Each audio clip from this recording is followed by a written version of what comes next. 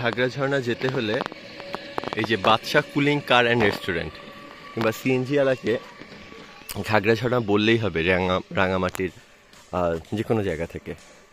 তো হাতের বাম দিকে একটা রাস্তা চলে গেছে। হ্যাঁ, এই রেস্টুরেন্টটাও আমি আপনাদেরকে দেখাই। এটা হচ্ছে হলো কলাবাগান ঘাগড়া কাউখালী রাঙামাটি আর কুটুমবাড়ি হোটেল। যাই হোক, আমি এখন ঘাগড়া ঝর্ণার উদ্দেশ্যে রওনা দিচ্ছি। একটু আগে আমি ওই কুটুমবাড়ি হোটেলের নাস্তা করলাম, জিজ্ঞেস করেছিলাম যে পানি কেমন। তো ওনারা বললো যে খুব পানি, আপনি একদম আপনার মন মতো গোসল করতে পারবেন। তো আল্লাহ ভরসা, দেখা যাক আসলে পানি কতটুকু। তবে ঝিরির অবস্থা দেখে, এই ঝিরিটা দেখে মনে হচ্ছে যে পানি আলহামদুলিল্লাহ আমি ভালোই পাবো। তো ওনারা বললো ঝিরি ধরে সোজা হেঁটে যেতে। তো আমি যেহেতু একা একা, আমার সাথে কেউ নাই, তো আমি খুব একটু ভীত ফিল করছি। তারপরও আমি জিজ্ঞেস করলাম যে ওখানে আশেপাশে পাবো কিনা, কেউ আছে কিনা তাদের, যদি আমি পথ হারাই ফেলি। তো ওনারা বললো হ্যাঁ, আশেপাশে অনেকেই নাকি আছে, তাদেরকে আমি জিজ্ঞেস করতে পারবো যদি কখনো মানে ভুল পথে চলে যাই। তো রওনা দিলাম ঘাগড়া ঝর্ণার উদ্দেশ্যে। এই ঝিরি দিয়ে সোজা হেঁটে চলে গেলেই ঘাগড়া ঝর্ণা। আমার অফিসে একটা ভাই আছে, সিআইডি ব্যালিস্টিক শাখার ইন্সপেক্টর ওসি ভাই আমাকে বললো যে এই ঝর্ণাটা, ঝিরিপথটা খুবই সুন্দর।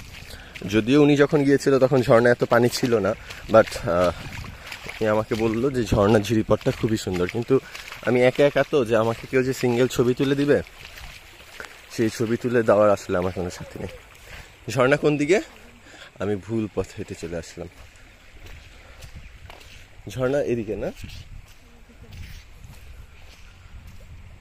এই পানিটা কোত্থেকে আসতেছে আপু? আচ্ছা, একা একা আসার কারণে যেটা হলো, আমি ভুল পথে চলে যাচ্ছিলাম। এখন আমাকে উনি দেখাই দিল ঝর্ণা কোন দিকে। আপু কি এদিকে না? ঝর্ণা হচ্ছে এদিকে। আপু পানি কেমন পাবো? পানি পাবো? আলহামদুলিল্লাহ, উনি বললো আমি পানি পাবো।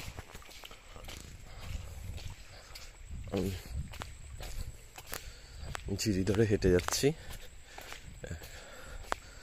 জানি না আল্লাহ আমার কপালে কি লিখে রাখছেন, কেমন পানি পাবো। তবে একা একা ট্যুর আসলে খুব বোরিং, কিন্তু যদি তোর ডাক শুনে কেউ না আসে তবে একলা চলো রে, কিছু করার নেই। আমার ফ্রেন্ড সার্কেলরা সবাই বিছানায় ঘুমাচ্ছে, তারা খুবই টায়ার্ড গতকালকে জার্নি করে। তো বাট আমিও টায়ার্ড, বাট আমার প্ল্যান যেটা আমি করি সেটা আমি বাস্তবায়ন করি। আমার প্ল্যানের মধ্যে ছিল যে আমি ঘাগড়া ঝর্ণা যাব, ওদেরও ছিল, বাট ওরা ওদের প্ল্যান চেঞ্জ করলো, ওরা যাবে না, ওরা ঘুমাবে। বাট আমি তো ঘুমাতে আসি নাই, আমি বাসায় গিয়ে অনেক ঘুমাতে পারবো। তো আমি তো আসছি ঘুরতে, তো আমি বের হয়ে পড়লাম। যদিও আমার আরও অনেক সকালে আসার কথা ছিল, কিন্তু আফসোস যে আমি সকালে ঘুম থেকে উঠতে পারিনি। যদিও আল্লাহ যা করে অবশ্যই ভালোর জন্যই করেন, বিকজ সকালবেলা আসলে হয়তো আরও নিরিবিলি লাগতো, আরও ভয় কাজ করতো। বাট এখন তাও তো 2-1জনকে পেলাম। যে পিছনে আমার আপু আসতেছে, যিনি আমাকে পথ বলে দিয়েছে যে এই রোড দিয়ে যেতে হবে। যে এখানে ডান দিকে মানুষ দেখতে পাচ্ছি। আসলে ভাই, আশা করি আপনারাও যদি কখনো আসেন তাহলে আপনারাও একা একাই আসতে পারবেন, কাউকে সাথে নেওয়া লাগবে না। সোজা ঝিরি দিয়ে হেঁটে যাচ্ছে।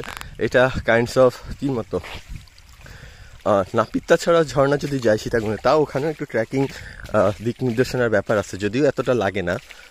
নাপিতা ছাড়া সীতাকুণ্ডে একদম সোজা, ঠিক কাইন্ডস অফ এটাও এরকমই। আমি অ্যাজ ফার আই নো, যতটুকু জানি, তাই সাহস করে একা একা আসলাম।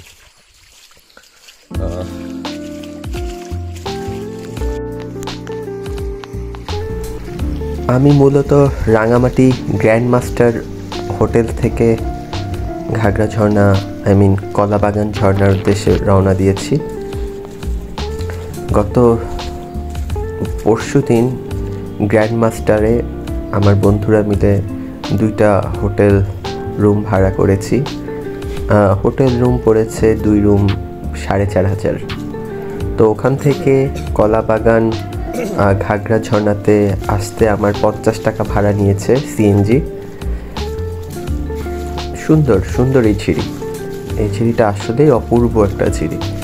মন প্রাণ দেহ সব ভরে যায় আনন্দে।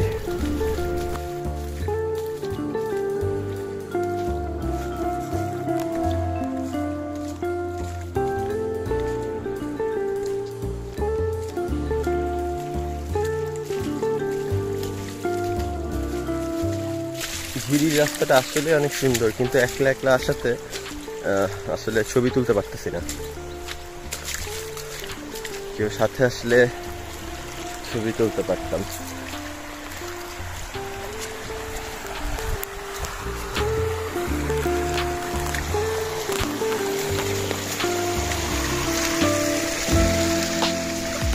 কি চলে আসলাম নাকি?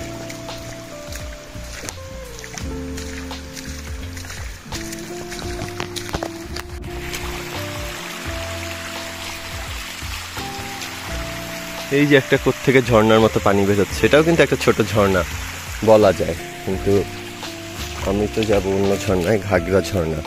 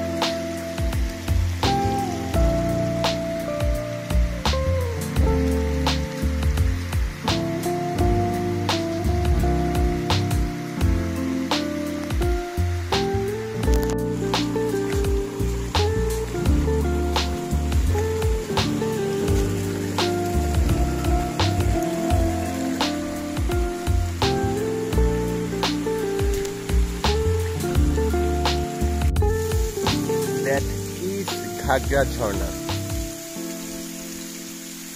এক সপ্তাহ যাবৎ বৃষ্টি নাই, তাই ঝর্ণার সে তার প্রকৃতি রূপ দেখাতে পারে নাই, তবে এই ঝর্ণাতেও মোটামুটি ভালোই পানি থাকে। তবে এই ঝর্ণার ঝিরিপথটা আসলেই এক্সেলেন্ট। মানে ঝর্ণাতে ভিজেন আর না ভিজেন, বাট এই ঝিরিপথ দিয়ে যদি আপনি আসেন, আপনার মন প্রাণ সব ভিজে যাবে।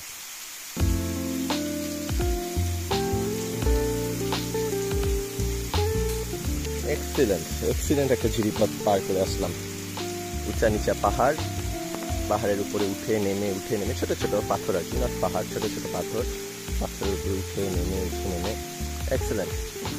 মানে সবচেয়ে সহজ ট্রেকিং, এত কষ্টও নেই। ওই যে দূরে দেখা যাচ্ছে ঘাগড়া ঝর্ণা। ঘাগড়া ঝর্ণা যাওয়ার হাতের বাম পাশেই আরেকটা ঝর্ণা পড়বে। সেই ঝর্ণাটাও অনেক পানি, ওখানে মন ভরে গোসল করা যায়। ওই দূরে আরেকটা ঝর্ণা দেখা যাচ্ছে।